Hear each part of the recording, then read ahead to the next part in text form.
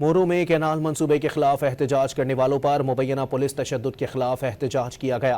कौम परस्त जमात के कारकुनान ने इंडस हाईवे पर मुजाहरा किया। मुश्तइल मुजाहिरीन ने ट्रॉलर को भी आग लगा दी।